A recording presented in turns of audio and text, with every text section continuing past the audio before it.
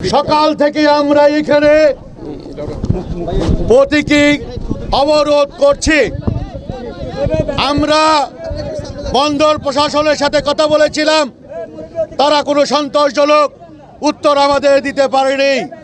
চট্টগ্রামের বিভিন্ন গোয়েন্দা সংস্থার কর্মকর্তারা আমাদের সাথে বৈঠক করেছে, তারাও আমাদেরকে কোনো সঠিক উত্তর দিতে পারেনি। আমরা বাধ্য হয়ে আজকে এখানে আমাদের এই অবরোধ কর্মসূচি করতে আমরা বাধ্য হয়েছি।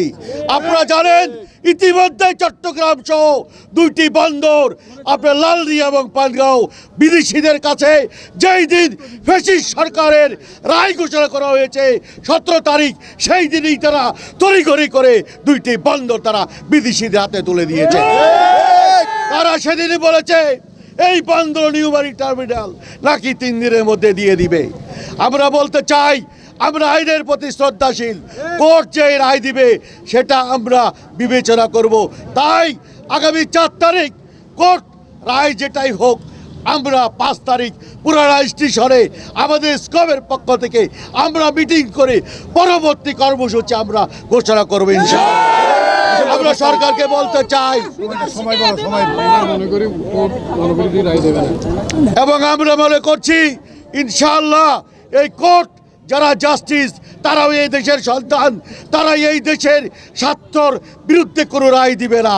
তাই আগামী রায়ের পরের দিন আমরা বিকালবেলায় আমরা চট্টগ্রাম বামফ্রন্টের একটি মিছিল আসছে, আমরা সম্মতি জানাচ্ছি।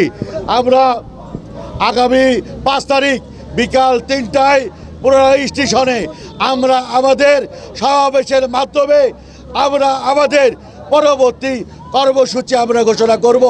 আমরা সরকারকে আমরা বলতে চাই, বাংলাদেশকে ফিলিস্তিন, বাংলাদেশকে আপনারা আফগানিস্তান, বাংলাদেশকে আপনারা ইরাক বানাতে চেন না। কারণ ইতিমধ্যেই আমেরিকা বলেছে তাদের নাকি একটি নৌ বন্দর, নৌ ঘাঁটি বাংলাদেশে তারা চায়। রাশিয়া বারবার যুদ্ধজাহাজ পাঠাচ্ছে, চীন বারবার তাদের যুদ্ধজাহাজ আমাদের দেশে পাঠাচ্ছে। আমরা কি তাহলে গরিবের বউ সবার ভাবি সেই অবস্থা হয়ে গেছি? আমাদের দেশে রাশিয়া আসবে, চীন আসবে, ভারত দখল করে রেখেছিল এত বছর, আমেরিকা দখল করবে। আমরা চট্টগ্রামের সংগ্রামী জনতা তা কোনো প্রকারেই হতে দিব না।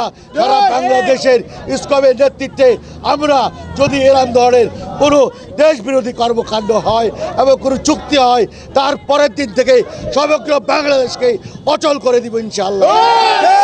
আগামী দিনে 5 তারিখ পর্যন্ত সকলকে সজাগ দৃষ্টি রাখার আহ্বান করছি এবং 5 তারিখ বিকাল 3টায় পুরানা স্টেশনে আমাদের কর্মসূচি হবে, সেখানে সবাই থাকার আহ্বান জানিয়ে